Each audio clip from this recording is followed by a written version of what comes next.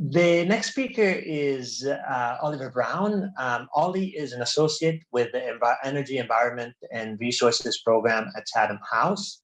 He specializes in environmental management, peace building, and conflict analysis, as well as trade policy, migration policy, climate change, and extractives. Before joining Chatham House, Ollie was based in Kenya, where he coordinated the UN Environment's work to minimize the risk and impacts of disasters, industrial accidents, and armed conflict. Ollie, the microphone is yours. Bernardo, thanks so much. Look, it's a real pleasure to be here. Like Farah, we also have some construction here.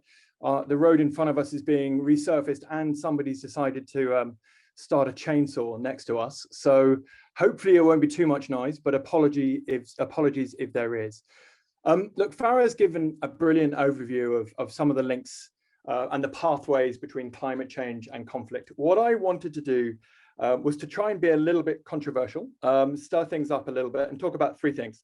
I wanted to talk about the kind of origins of this climate security debate and what that means for the ways that we think about the issue and peace building. I wanted to talk secondly about some of the potential positives of a climate security approach and what that might mean for more effective conflict prevention. But then also talk about the third thing, the kind of potential downsides of a climate security approach and what it might mean for accountability and effective peacemaking. So I wanted to be really frank.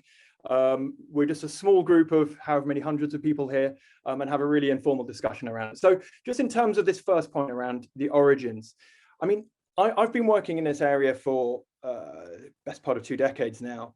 And it really seems to me, my own experience is that a lot of the early interest in climate security came more from a desire to elevate action on climate change than necessarily to deal with the security implications of climate change, if you know what I mean. It was more about mitigation than about peace building. It was a way of bringing it up the political agenda. And as an environmentalist, we're very used to being sort of put in on the sidelines, not discussed at the kind of high political table and relegated as a sort of secondary subsidiary issue. So, one of the ways to elevate an issue to make it seem more important is to link it to security. It's after all, that's the number one responsibility of a government, is to ensure the safety and security of its population. And sort of given the huge economic and social shifts required to actually deal with climate change, to change the way you produce energy, to change the way you support your agriculture, everything, by elevating climate change up the political agenda, by linking it to security, was a way to create the political space for that discussion. And I think it's been remarkably successful. It's become a regular agenda item on the UN Security Council. Every security organization has a report on it. NATO just released one just the other day. This week, for example, tomorrow the UN Security Council is discussing root causes of conflict in the Sahel, and on Wednesday, and they're talking sort of similar debate on Sudan on Thursday, and climate change is likely to figure in both days. So we're going to have climate change mentioned in the inside of the Security Council 2 days in a row. So it's been remarkably successful, and that's because we've realized over time that climate change has these enormous potential impacts on security, as Farah said. But it also means that the influence of this climate security agenda has to be judged in 2 entirely different domains. What does it mean for mitigation, and what does it mean for conflict prevention and conflict management? And I would argue so far that it's had more of an impact in terms of our action on climate change, even though that action is kind of woefully insufficient, than it has necessarily on conflict prevention. But I think that may be changing. And that's, I guess, my second point, which is about the kind of potential positives of a climate security approach.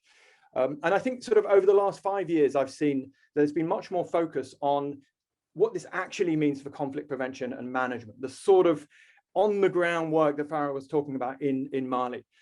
How do you take these ideas out of the kind of rhetoric of the workshop and put it into practice in areas facing serious conflict threats? And I think that's because we've recognized that, this is one of those systemic cascading risks that can have impacts around the world, around the planet, and that it shows how different sectors are linked how how an impact in one place has an impact elsewhere, and how kind of peace in this world is held together by a sort of invisible mesh of social and political norms, where factors unrelated to society and politics can weaken that mesh. So I think, you know, this climate security lens has helped us to understand non-traditional security threats more, how the complexity of how those things come together. But it's also helped us to put the future into conflict prevention. It's helped us to think about how the world is going to be in 2025, in 2030, in 2040.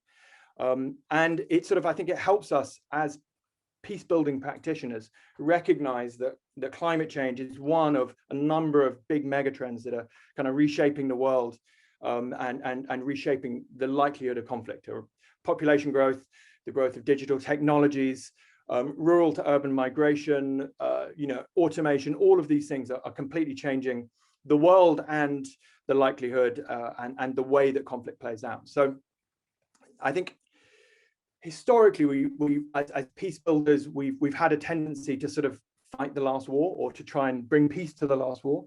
And maybe thinking about how the world is changing, that helps us think about how the wars are going to be different in future and how we can preempt that. So in terms of conflict prevention, I think it provides an incredibly important kind of lens.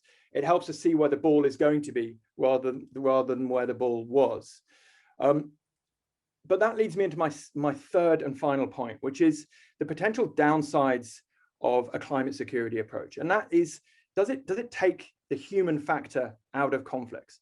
Does it give kind of despots a get out of jail free card?